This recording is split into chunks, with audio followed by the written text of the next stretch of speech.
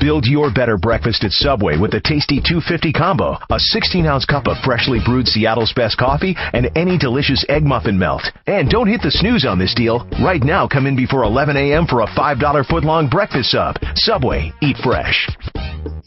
The BS Report is a free-flowing conversation that occasionally touches on mature subjects. First of all, this is the BS Report with Bill Simmons. It might be cool, I don't know. And if it's not, I don't care. The BS Report with Bill Simmons. Bill Simmons works for ESPN. He's also named the Sports Guy, and he writes a comical sports column. He must be a popular dude. The BS Report. It's got a real dirty sound, like a rusty steak knife cutting through a well-aged steak. Now.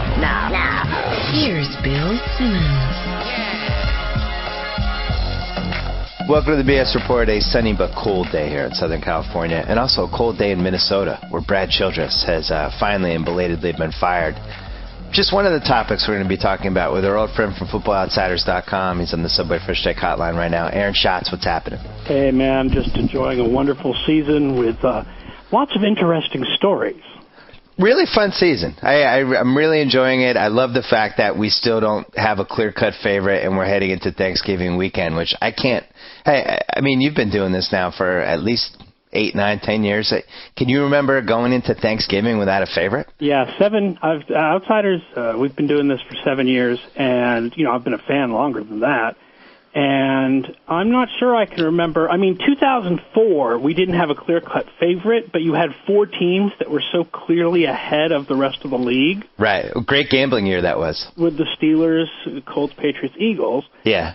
2003, by the end of the year, you really had no dominant team, but you did have a dominant team in the first half. That was the year that Kansas City went 8-0, and Dante Hall, people were talking about him as an MVP candidate. Yep. Which was ridiculous. And then they collapsed in the second half of the season and lost their first playoff game. So I don't remember a year where there was no clear-cut favorite from the beginning to the end. I mean, our ratings have a couple teams starting to pull away a little bit, but, I mean, no team's better than 8-2. Only one team is worse than 2-8. We talk about parity a lot every year when there isn't as much parity as people think, but certainly this year there is. And if you had to, have you run the DVOA for this week, or do you wait until the Monday games? I even did an early version of our playoff odds report without Monday Night Football. Oh, thank you. So I would be able to tell you that our current Super Bowl favorite and number one team is Philadelphia. Makes sense. We have them with a 19% chance of winning the Super Bowl. And you should point out by rule that for some reason your system, actually not for some reason, there are many reasons. Philadelphia.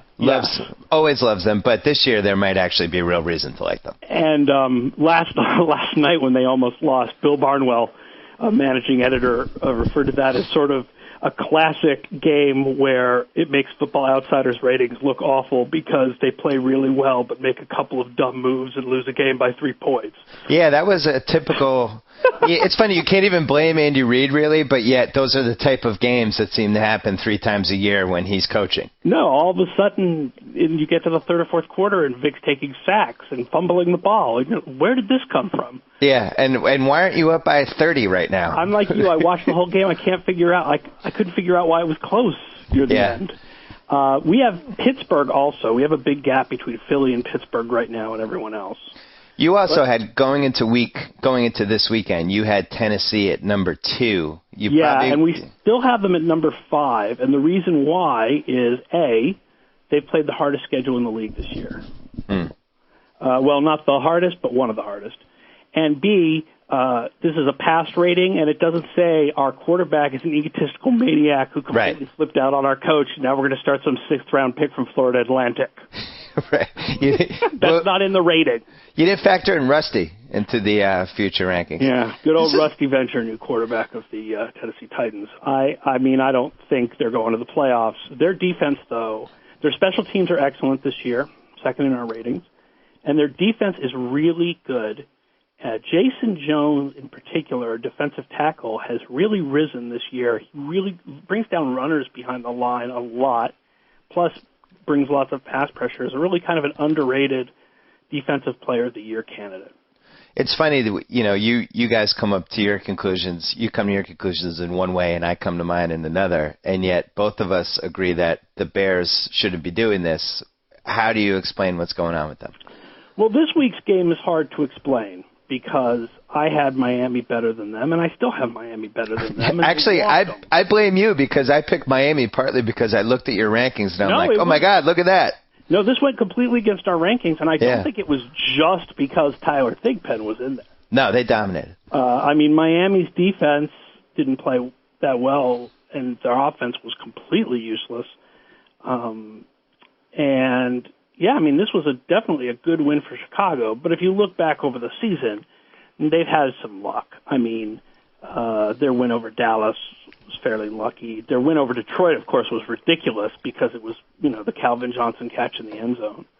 We'll be debating that for years. Right. I think they're going to end up going to the playoffs, and they're going to be the team that gets walloped in the wild card round. Unless if they get the 5 seed and they get the gift of going against NFC West. Which we are now going to run this every week. The percentage chance by our numbers that the NFC West has a losing winner. And as of right now, it is a 27% chance that the winner of the NFC West has 7 or fewer wins. And you and I both agree that if you don't get to 8-7-1, I'm fine with 8 wins, but you have to have a tie in there. I'm fine with 8-8.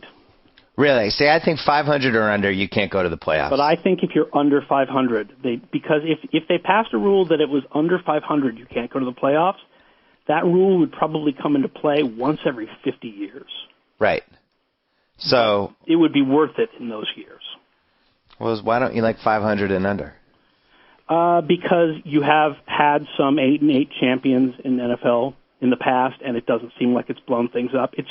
It doesn't seem quite as bad as a losing team. A losing team shouldn't make the playoffs. We've had 8-8 teams in the playoffs. We've had 8-8 teams as wild cards. We've never had a team with a losing record make it to the NFL playoffs, I think, in history. Well, so that's a fair compromise, at least for now. If you have a losing record, you can't get in. Sorry. You're out. And it would become a really rare thing, because I definitely think it's a good idea to keep the importance of the divisions and the division rivalries by always giving a playoff spot to a division champion, even if they're not one of the best teams in the conference. But at a certain point, I think there's a limit to it, and I think this year might be it. And I feel bad for whichever team goes 11-5 in the NFC and doesn't make the playoffs. Well, this is the year for Roger Goodell where he just changes the rules as the season goes on. So maybe he can do it with this. He could just announce right now, hey, 7-8-1's not going to make it. 7-9 and win your division and hit a guy with your helmet, you can't make the playoffs. Why do you guys like San Diego so much? Our numbers like them. Personally, before the season, we were the ones who went out on the limb and predicted Kansas City to win that division. San Diego's been better on defense than we ever could have expected, and the reason they're 4-5 is that they have the worst special teams possibly in NFL history. Certainly the worst we've measured in 18 years of numbers. That's amazing. But the fact is that they've finally gotten a bit of a pass rush this year. The defense is playing much better than years past. The running game is, passable. It's got a good rating, although I think that's mostly because Rivers opens things up the same way Brady opens things up for the Patriots running game. And Rivers is my MVP. The fact that he's putting up numbers that are going to pass Dan Marino's yardage record with Seiji Ajira-Tutu as one of his main receivers right now is absurd. I still think when we come to the playoffs, if they even make the playoffs, they're going to get Norved. They're either going to get Norved in Week 17 or they're going to get Norved in the playoffs. I still think that's going to happen, but it doesn't make Rivers any less amazing. I can't consider him as an MVP candidate until they're 500 or higher. But the problem is that it's not his fault that defense is so. I don't care. They're 4-5. Special teams. The special teams are so hideous, and that he's lost. He had a game without his top 4 targets. Right.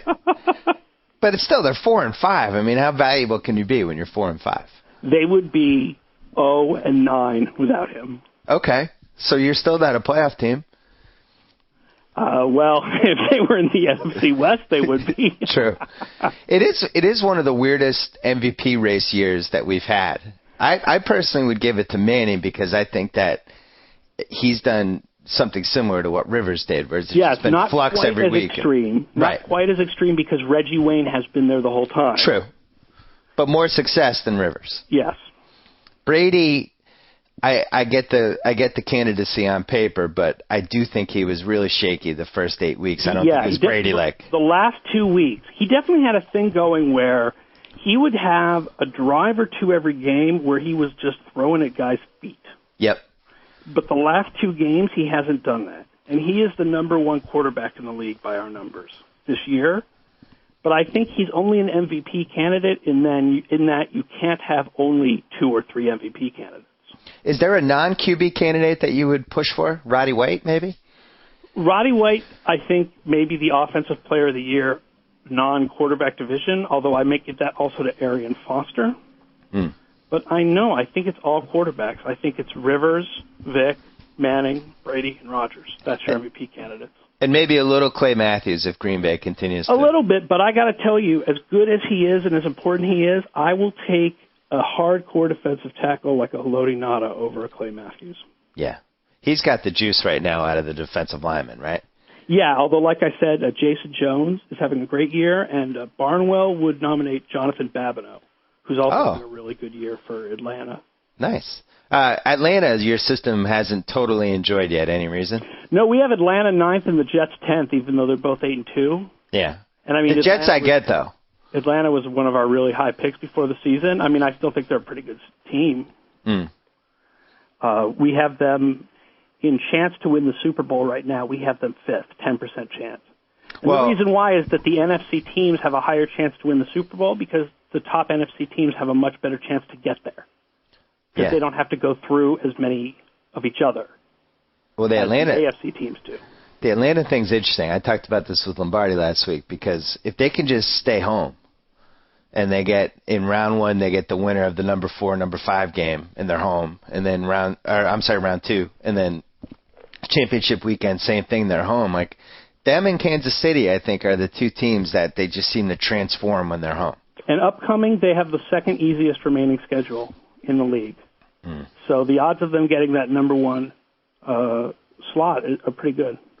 Is there a team that you feel like is coming on the last 4 weeks other than the obvious choice, which would be Green Bay? At the top of the league, a team that's coming on? No. Or even middle of the pack? I think I'd basically go with the obvious choices. Not middle pack? Nobody like in that 6-4, 5-5, 4-5 range? Not really. I mean, Jacksonville is still inexplicable. I hate them because I can never explain when they're good or bad. I have no idea what's going on with that team at any time. Yeah. Tampa Bay, I guess, is playing better now than they were before. I still don't think they're really great, and they've mostly taken advantage of a bad schedule, but they've definitely improved over the course of the year. I've been riding them. And riding against Cincinnati, which has worked out pretty well. The Cincinnati thing, from a gambling perspective, must have made you a ton. Well, it's in that Vegas contest. People so overestimate them just because the names of the 2 wide receivers and thinking Carson Palmer's still the guy he was 5 years ago. Right. In that Vegas contest I'm in, I've gone against them 6 times, and I'm 6-0. Because for some reason the Lions won't adjust with them. And even last week they were 5.5-point favorites against the Bills. And I gave this theory on PTI, which I thought was, I actually believe in this. If a team has a lot of fantasy guys, it seems like they just become overrated for some reason. I think Dallas was like that too. That's true.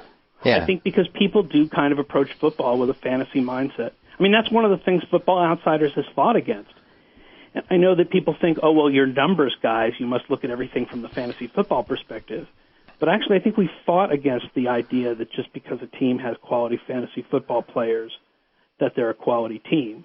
And Cincinnati is a great example. And another great example of that is Dallas. Right. What were the problems that Dallas had before the season?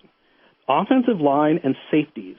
Well, what are the least talked about positions in the NFL? For offense, it's offensive line because they don't get fantasy numbers. And for defense, it's safeties because they don't get sacks or interceptions as much unless you're Ed Reed. Right. So nobody paid attention to the fact that their safeties were terrible.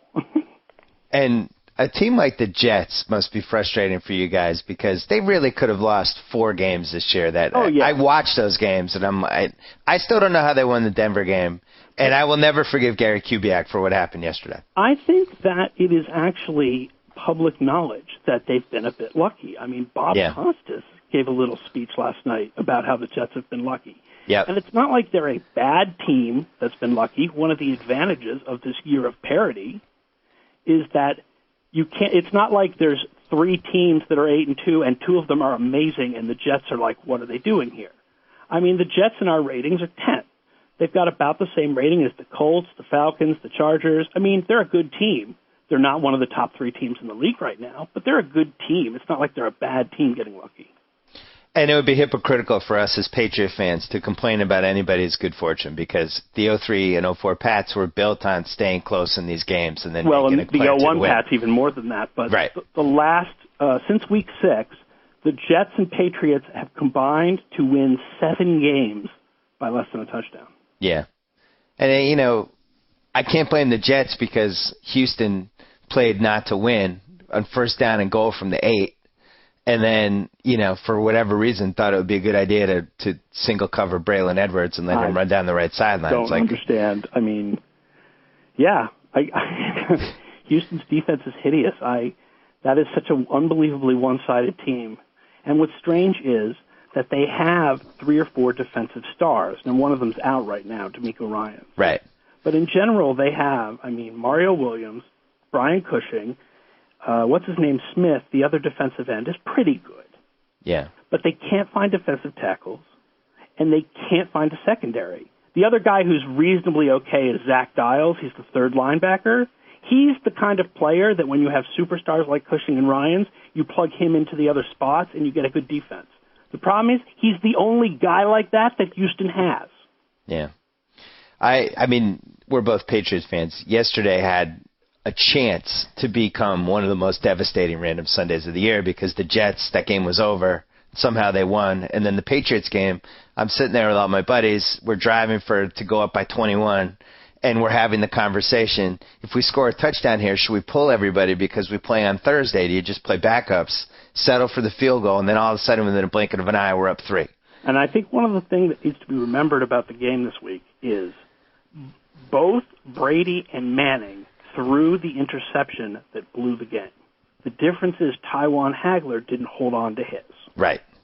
Okay? We've had times in the past where both, for example, in the awful, terrible Super Bowl that we don't like to remember, both Brady and Eli Manning brought their teams back to win in the final 2 minutes. Yep. And the same went, by the way, with Jake Delhomme in the 2003 Super Bowl. Well, January 2004, but you get the drift. In this week's game, it was the opposite. Both quarterbacks blew that game, but Tywan Hagler didn't hold on to the ball, and James Sanders did. And it seemed like somebody hit Manning's shoulder just enough that pass got screwed up. I think it was more like Cunningham's hand was in his face. We were trying to figure out where that pass was intended for. Wasn't a good one. And I think what we figured out was it was supposed to be to Jacob Tamme, and because Cunningham's hand was in his face, he couldn't see exactly where Tamme was, and he ended up underthrowing it. And we were sitting there, and I'm obviously having a heart attack, and I think that would have been not quite as bad as the 4th and 2 loss, because I couldn't even speak after that for 6 hours, but this would have been a bad one. But you knew Manning was going to go downfield. It had all the makings of the classic Peyton Manning. I'm in field goal range now. We're just going to get 8 yards. No, I'm going deep. I'm going to go for the stake in the heart. And he did it, and I was having a heart attack, and it was just a terrible throw. And that was it. Yeah, and it's weird that the Patriots' offense really just folded up in the fourth quarter. Well, that's where you screen passes. Yeah. And, there was that one nice draw to Green Ellis, but otherwise, they ran 7 plays on 2 drives where any extended drive would have iced the game. That's where when you don't have I know the running stats have been good, but they've been good partly because we set up the run with the pass. Yeah, but it doesn't quite explain why they couldn't get that screen to Deion Branch, and there was another one, I think, to Welker that got dropped or didn't, was behind him or something. Don't you think some fear sets in, though? Because once we settle for that field goal and then the Colts just come flying down, and it's 10 points, there's 8 minutes left, and we're all thinking the same thing. Among the fans, the fear set in. They died. I thought the stands were muted for the last 8 minutes. But yeah, it was a heart attack game, and I think the Pats would have really been in trouble because this Lions game starting at 12:30 after that game that they just played is, I think, a disadvantage. Just remember, historically, the Lions and Cowboys do not play any better on Thanksgiving than they do in their home games overall. It's a myth that they play better on Thanksgiving. I just worry about, traveling there. I agree there. It's a short week without preparation time, and the fact is they generally prepared for this game in the off season, and of course the lines have changed since then, like every team. But it's not particularly difficult because it's Thanksgiving. It's difficult because it's a short week and because Detroit is way better than their record indicates. And they've had horrific luck this year. True, but you also forgot the trap game part of Colts-Jets, and then in the middle of this is this no little random trap game. Oh, stop it. There is there's a trap game. That's why we lost to the Browns. That's not a trap game. That's an upset. It happens. It's a trap game. It's when you win a trap game, you go, oh, we'll win. And when you lose a trap game, you go, oh, trap game. There's no such thing as a trap game. Losses happen. They happen. Even great teams get upset occasionally, and that's what happened with the Browns. And it's not a trap game per se. They lost. We disagree. Because I think it's more of a mentality is that we have this game coming up. Well, let's get through that game, and that's the big game. And you can't overlook games. Even if you believed in that kind of thing. I do. Wouldn't you think a Belichick team would be immune because they all drink the Kool-Aid of one game at a time? I think if we played the Browns in normal situations, normal scenario, 10 times in Cleveland, win 8. Sammy Morris doesn't bobble a kickoff. I mean, come on, man. That game just was the kind of game where a couple of weird things happen early, and then it gets away from you, and then all of a sudden the other team's just outplaying you. And it happens. It happens to everybody. It happens to the Colts against Jacksonville. It happens to it happens. That was a trap game. You hate trap games. A division game can't be a trap game. It's a division game. You hate trap games. There is no such thing as a trap game. It just happens that sometimes you lose. And you have a trap game. It's not a trap game. I want get one of your 1,000 minions that you have now. You have like this army of minions. Get somebody to research trap games. We did the research. It's in our book from a couple years ago about how there's no such thing as a trap game. I think it's like in the 07 book. Is that online? No, I can send you the article. All right. So, gunpoint right now, who are the Super Bowl teams? Philadelphia and Pittsburgh. So you're basically rooting for the world to explode because that Super Bowl would make the world explode. You realize that? Why? Roethlisberger and Vic. I think of it more as just Viva Pennsylvania. I guess I'm thinking of it more from a team perspective, and I'm like, that would be kind of cool. The two Pennsylvania teams against each other, and all of Pennsylvania taking sides between Western and Eastern, and that would be a lot of fun. And then, of course, all the Cowboys fans would have a heart attack about hosting the Eagles in the Super Bowl.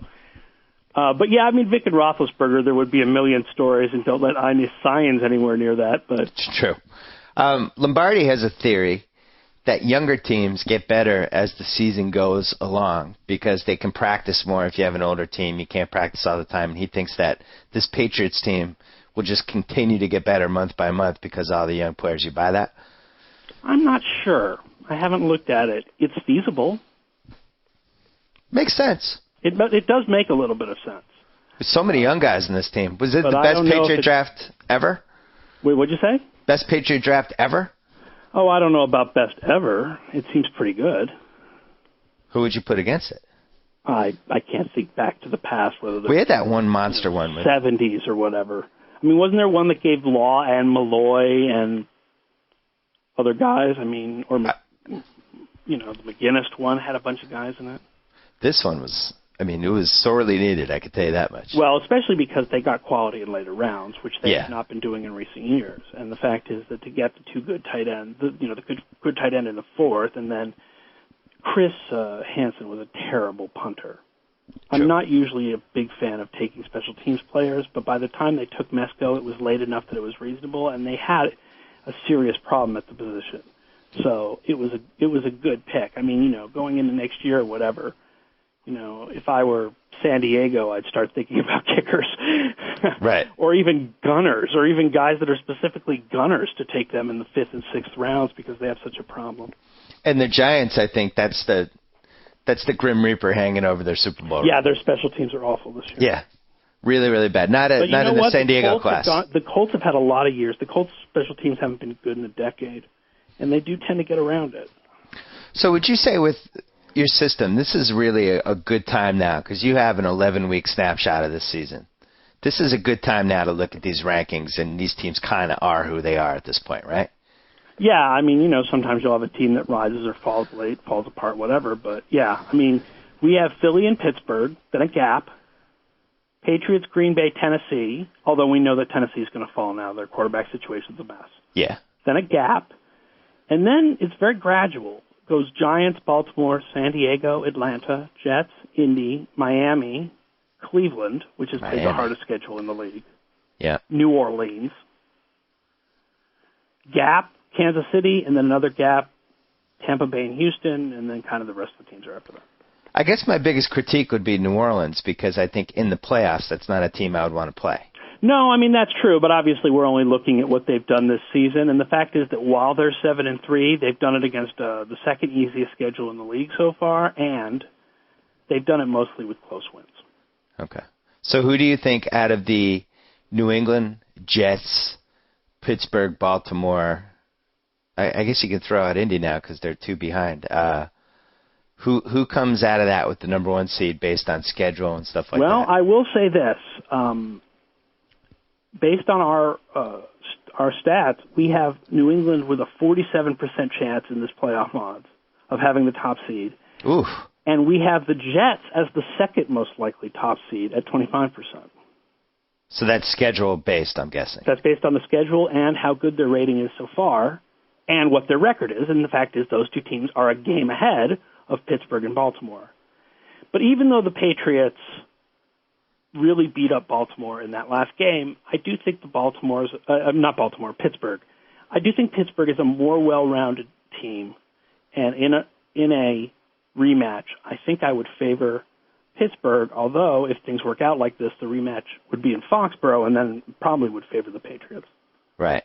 And another thing, your curse of 370, which has really swept the nation. Doesn't seem like we have any candidates this year. Adrian Peterson was kind of there's creeping toward there, but now he's been running less, and yeah. They give Gerhardt some carries. Nobody's really getting overworked this year. I'm looking at the Foster. Yeah, this Johnson has the most attempts, and he's only at 216 after 10 weeks. That's pretty good. Maybe teams are learning now. Maybe teams are learning. I also think it's just sort of, Tennessee being 5-5, it's not like they're way ahead, so they're not running out clock. Houston, same thing, they're not running out clock. A lot of times when a guy goes over 370, it's because he's on a winning team that runs out clock and doesn't use its backup to do it. Out of the wide receivers I'm looking at right now, right away, clearly the number 1 right now. Andre Johnson, I think, he's just been hurt for half the season. With Roddy White, it is partly the targets. I mean, they really forced the ball to him almost too much where they need to spread it around. So you don't think, but natural ability, you're not on him? Oh, no, natural ability, I think it's amazing. Okay. But I will say that his high numbers are somewhat caused by the forcing the ball to him a little bit. Yeah, in our numbers, he's the second most valuable wideout of the year right now. The number 1 is, which blows my mind, is Brandon Lloyd. Wow. Nobody likes this guy. In the past, he's gone from team to team because everybody agrees he's an obnoxious jerk, and somehow it's worked in Denver. I don't know how long that's going to last, but... He's also one of those guys that literally everyone who's ever played fantasy football has had on their team for at least 1 week. And been bitten by. Yeah, and you just get mad. You still have the grudge against him, years later. That makes him the modern David Boston, I think. Well, this is all leading me. By the way, I looked up targets right away to second at 116 behind Terrell Owens. Poor Larry Fitzgerald has been targeted 112 times and caught 55. I'm guessing that's not his fault. Yeah. But is it fair to say Dez Bryant could be the second best receiver in football right now? No. Unfair. It's unfair. Okay. What if he ends up... In fact, with... I think there's a reasonable argument about whether he's the best receiver in his class versus Mike Williams from Tampa Bay, although Bryant's better in our numbers. And I think Bryant is better, but at least you have an argument. I think Bryant is the best receiver from this class. Mike Williams has been. Mike Williams is playing pretty well. Dez Bryant with 44 catches, 547 yards, and 6 touchdowns. And he missed how many games? Like 3? No, he's playing pretty well, but, I would put above him, Lloyd, White, Wallace, Nix, Andre Johnson, Austin. You know who's not helping? The 8-yard performance yesterday probably not helping. He just seems like physically. I put Deshaun Jackson ahead of him. Greg Jennings. Deshaun Jackson, have you measured a deep threat that is so feast or famine with those deep balls like him? I mean, I don't know if I have numbers on it specifically. Because it seems like they missed him a couple of times last night. Boy, they would have been. Oh, yeah, I'm with you on the Eagles. I do think that the one thing I would worry about with them is when things went wrong yesterday. I think Vic is a lot of things, and I think he's an amazing talent. The leadership, he doesn't have that kind of galvanizing. You know what I mean? When things go apart, he just seems like he's kind of his own guy. He doesn't buy into that whole, and that's what worries me. When you imagine Vic coming back from being down to win the game late, you don't imagine him throwing the ball with a gradual drive up the field like Brady. What you imagine is that he makes an unbelievable scramble. Yes. It's still hard to picture him running one of those drives where you just methodically move the ball and get the touchdown with a minute left. And I think Sanchez has a quality that maybe can't be measured. Listen, he might. He's had a lot of luck this year, but he did have to make those throws at the end of those games. 2 fantastic throws. And I will also say about the Eagles, the one good thing from last night is that their run defense was very good, and that has been their weakness this year. Yeah. And if they can get that fixed, and much more like it was in 2009 when it was excellent, then they really look good. Any farewells for Brad Childress before we go? I always thought Brad Childress got a little bit of a hard time from people. Number one, I didn't like when people made fun of, whether he looked like their high school teacher or whatever. Probably because he kind of looks like my dad. The other is, I never thought that he was a bad in-game coach at all. And I always thought, this is not like Herm Edwards where he does all these things where you scratch your heads. I mean, I will agree that he fully lost that locker room this year. But as an in-game coach, I think that he really was not a problem, and people have been a little too hard on him. Oh, I thought he was terrible. I'm one of those people then. Just seemed like he had a knack for just things slipping away. At some point, you just got to look at the coach to some degree, right? No, but I mean, last year it slipped away because Favre threw an interception across his body. I think at a certain point, what you have to look is the whole decision-making process in Minnesota that said, we are going to allow our team to be held hostage by this 40-year-old egomaniac.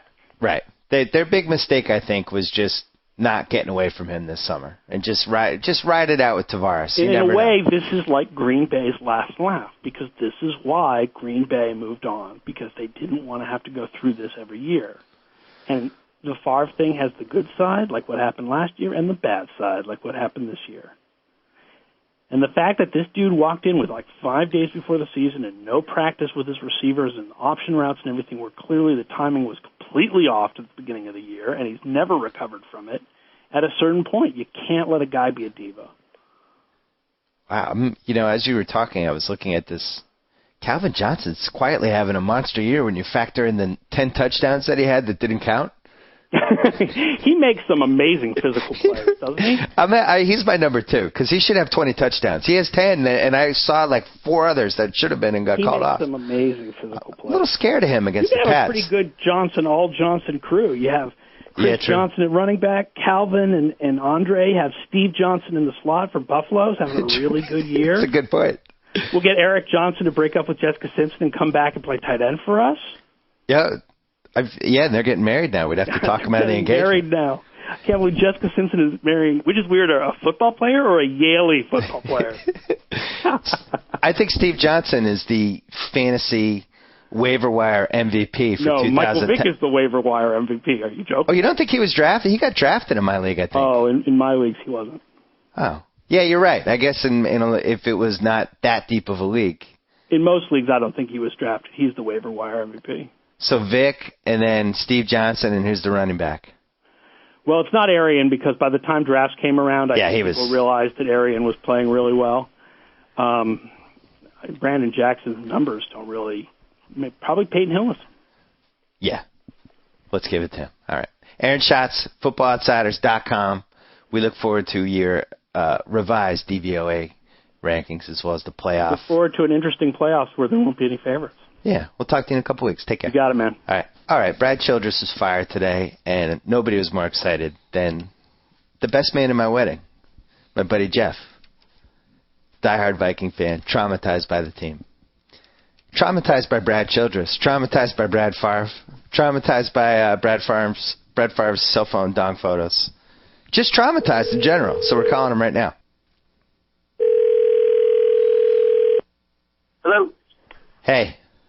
Hey, what's up? You're on. I'm on the air. Brad Childress has been fired today. Give us your reaction. I'll tell you my reaction. I'm sitting at a hotel desk in front of a mirror, and I just saw my face light up with a gigantic smile. When did that news cross the wires? About an hour ago. You can't say you're surprised after the what happened the last 2 weeks, though, right? No, I'm not surprised at all. I'm surprised that it took this long. I think I kept hearing over the airwaves that Ziggy Wolf was visibly annoyed with Childress and his performance, and usually they don't show their colors like that. So no, I'm not surprised. I am still thrilled. When Childress got the extension last year, nobody was more upset than you. Because it came at a terrible point of the season, like it was kind of the honeymoon phase with Favre, and then all of a sudden, randomly, they threw Childress this extension. Like, where was he going? Well, we've watched him over the years, and I don't know what they didn't see. If they looked back at his resume, play calling has been awful. His time management suspect. He's baffled by when to go for 1 point or two. So, no, I knew this wasn't going to end well. I had a feeling. I'd hoped they had enough on the roster to overcome it, but here we are, and we got another season that's over. And for you, it was tough because nobody enjoyed Brad Childress' appearance more than you, and got endless enjoyment. Mike Tice, a little bit of the same thing. You enjoyed the Mike Tice's outfits and his facial expressions and stuff, but Childress took it to another level. Childress almost, it looked like he pre-recorded some of his press conferences before they came on, when he talked about the losses, chewing his gum, leading over, saying the word obviously 5 or 6 times in every sentence. And so, no, I did enjoy that, but the pain is too much. I still think the greatest move ever, and Andy Reid's been a phenomenal coach for the Eagles, was that when he convinced another team to actually take Childress off his staff.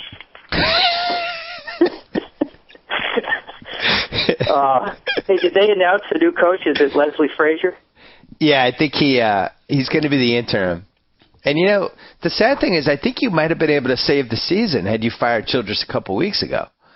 I think that is possible. Yeah. I mean, it might be 9-7 to get a wild card in the NFC this year, or 10-6 worst case scenario, but they have so much talent. Like it's just hard to fathom how this team could go 4-12 or whatever they're going to end up with. Yeah, something was definitely toxic in the locker room, and people have covered this. But so really from last year, they lost Chester Taylor. I think that's it, and Sidney Rice was hurt, so he wasn't there.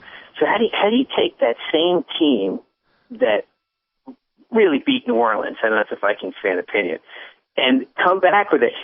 Either they're as good, or the whole league got better, and we know that didn't happen. Yeah. We know, so something has to be related to the coaching. Well, and there was also, that was such a brutal loss. I don't know if teams can bounce back from that in the course of a calendar year. It was one of the 5 worst football losses of all time, in my opinion. And you're talking, which one are we talking about? Green Bay, I suspect. The loss to New Orleans in the playoffs. New Orleans. I thought you were talking about this year. Yeah. Oh, it was a terrible loss, but at the same time, it felt like unfinished business. Like this team is at the door. Let's keep everybody there. We'll bring Favre back, and we'll just pick up, where we left off. But instead of picking up where the season left off, they basically just picked off where Favre's interception ended, and that play continued with Favre. And I don't know why that is. I know the receiving core, was injured, and they brought in some Camarillo and Lewis, who probably aren't A-list receivers, but But something was the Favre that we got this year is the Favre that you and I laughed at, in your sense where he'd just throw it up. He'd throw the interception, he'd fumble it, and you can't recover from that either. Yeah, the Favre has been so bad this year that it makes you wonder, like, how did they get the performance they got from him last year where he didn't turn the ball over and he didn't do any of the stuff that he did the previous 5 years and then this season? Like, what happened last year? How did they brainwash him? I don't know. Yeah, and I don't understand that. And I know some people tried to break down the offensive line, maybe not protecting the same way. But, if you have Adrian Peterson, presumably you should be able to throw the ball with more consistency. But maybe they're just bad schemes, and maybe some people brought this up, the inability to adjust at halftime. Does Minnesota make adjustments? I don't know that they do. So something went terribly wrong this year. And do you have, you used to love Favre when he was on Green Bay, and you and I went to Lambeau once. I wrote about it. Favre was always the guy that you had the soft spot for, division rival, but it really exemplified a lot of the things that you like about football. He came to your team, nearly brought you to the Super Bowl. Do you have a grudge against him now? Are you going to look back at the Favre era fondly? How are you going to feel about this? Obviously, I sound like children. Yeah, he was great. It was 20 years of joy, and that says something when a rival team and you love the guy because he's so tough. He's so good. He bounces back after bad play, and he has no memory of it. So and getting Brett Favre, that was the answer of all these years of pain. This is going to take the Vikings to the Super Bowl, and I still thought this whole year, just give him time, and maybe the clock has ticked too far on him, and the supporting cast isn't as good as it was. Maybe something happened, and they certainly weren't able to rally around him texting his penis. So everything they tried doesn't seem to have worked. I do think the Sidney Rice thing was the big hidden killer for this season because they just didn't have another guy to run the kind of the pass routes that he runs. And, you mentioned Kay Murillo and Greg Lewis. Like, these guys are fifth and sixth receivers, Yeah, they are. And so, no, that is true. And you have to at least take that into consideration. And, Moss should have been, even if Moss just stood there, which he may have done in a few plays, it really made a huge difference. It doesn't matter. You bring a safety over, you got a corner on him, double two. So we do head back to Childress again. He thinks he solved this thing, and then he cuts him because he made some comments about some food that was brought in. Yeah, but in Childress's defense, how do you complain about chicken, ribs, and steak? It really, I know. In that case, maybe I'm being too hard on him. How would you compare the Favre era in Minnesota last season and this season? Let's go last season first to the Halloween series. What was the equivalent of last season? Like Halloween 4? Oh, wait, last season in terms of... Favre's performance. Like, it was like a Halloween 4 type season. It was a lot better than we thought it was going to be. And it was... the ending was a little dissatisfying. I was even going to say Halloween 1. It was beyond what I could have imagined. That was his best year in professional football. That was like Michael Myers putting up huge scores, killing people left and right. And you think he's done at the end of the season. Loomis runs to the window after he shot Favre 5 times, and Favre's up and he's played again. and so you're so pumped for the sequel. And then we jump all the way to what? Maybe what's the worst Halloween? What's Rob Zombie? Maybe that wasn't the worst. I don't know. No, I think 5 might have been the worst. Okay, so this season's Halloween 5. You're expecting so much, and it's a disaster. And beyond even the pain for the fans, this team was supposed to kind of be the springboard to getting a new stadium in Minnesota. Sure. This is going to build up the fervor, and now I worry that even that's at a risk, and the entire Vikings, situation could be like the Shakespearean tragedy. The fans for so long rooting for him, wanting it, getting this close, almost there. The team moves out. They never experience a Super Bowl. It would be, I think, even worse than the Brooklyn Dodgers thing, because at least the Brooklyn Dodgers had won the World Series before they left. Yeah, they had something. They had something, even if you didn't follow them out to Los Angeles. You could say I was a bit much like my mother was, always a Brooklyn Dodger fan, even though there's no team there to root for. And I would probably be the same way with Minnesota. I mean, I'd love them, and I at the same time hate them for all the pain they put me through. But there's no way I'm going to follow them out of the state. You don't even live in Minnesota. Why wouldn't you follow? Where do you care where they play? It's ridiculous. You live in San Francisco. Well, that'll teach him. Well, it's not like you've been to one game in 20 years. Well, that's enough. That counts me as a fan. You don't have to. I don't need a geographical, presence to have to root for it. But I'm not going to root for him in another state. It's all about Minnesota. For me, it all started. The Metropolitan Stadium, the cold weather, the frozen tundra, the team that always beat the Rams because they were the warm weather team, and that's what I identify with. That's how it all started. And it sort of remains there. That's how the original story was written. But if you take them out, then it's gone. I'm really worried now because, how old's your son now? He'll be 10 at the end of this month. Does he have a favorite team or no? He's a Vikings fan, but and he has to deal with that pain when he goes into school with the Vikings jersey. Yeah. And people make fun of him, and they don't understand why he's wearing it, but much like I did as a kid. Yeah. Although they were a little better. But we also have got him rooting for Boise State, which offsets all the pain. Everything that Minnesota isn't, Boise State is. So it's kind of like light and dark.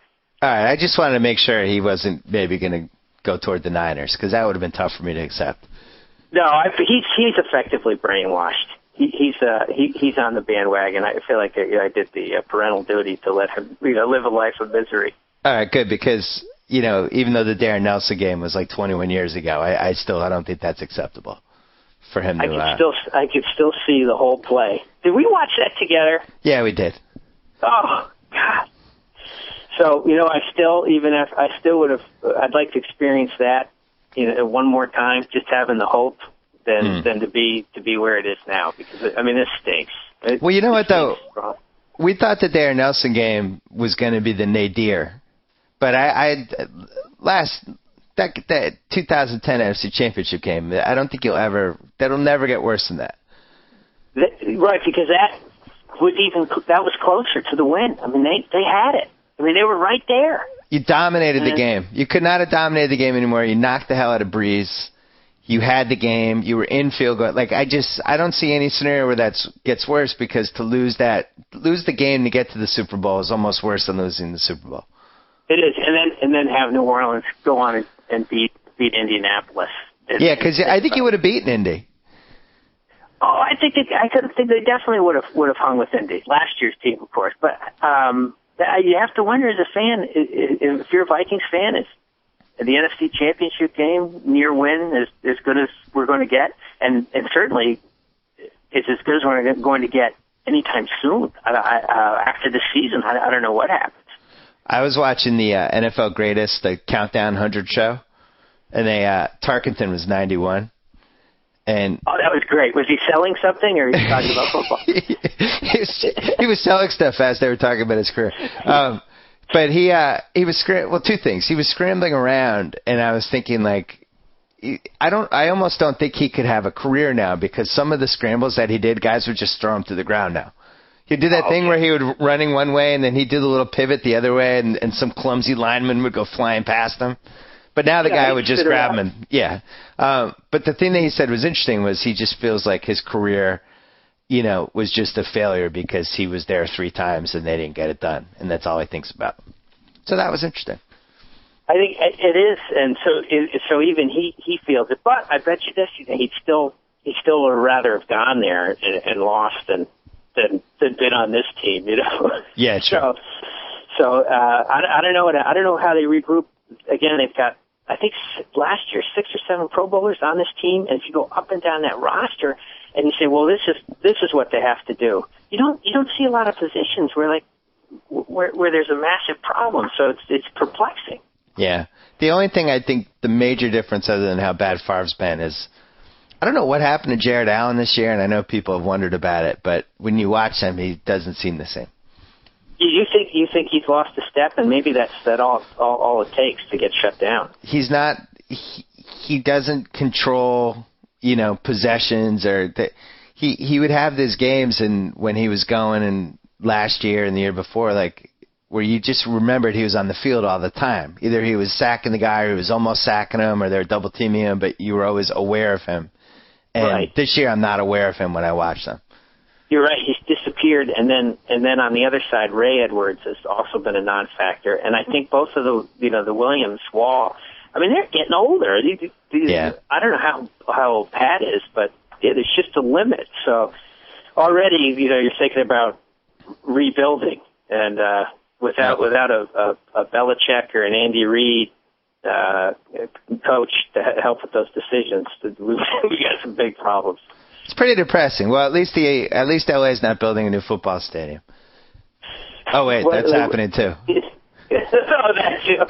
Well, I appreciate you calling. I always feel like every year I'm giving the 6 feet under eulogy for the Minnesota Vikings, but maybe one of these times you could call me after a big win or maybe a playoff berth or something. What's sad is Viking fans were emailing me asking to have you on because they needed you to commiserate about what's gone wrong as like the final nail in the coffin for them.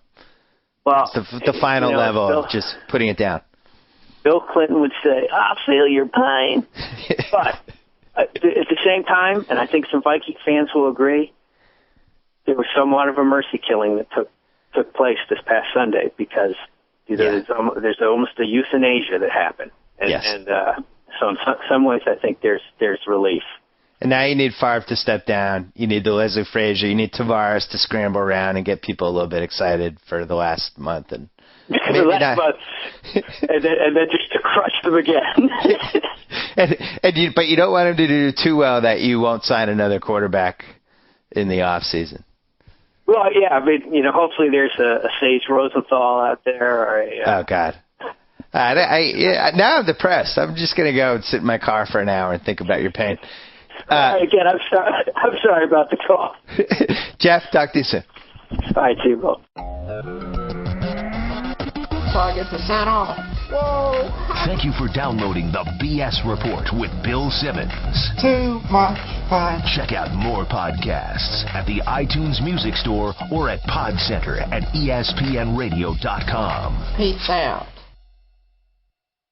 Thanks, Bill. Geez, after all that witty and observant sports analysis, it's getting a little warm in here. Oh, wait, forget it. It's actually these ridiculously warm and tasty Subway melts. The new Chipotle chicken and cheese fresh toasted on flatbread. And the new Chipotle steak and cheese built fresh from the bread up with melted in flavor. Just look at that melty cheese. Just want to roll up my sleeves and dive face first into the Italian BMT.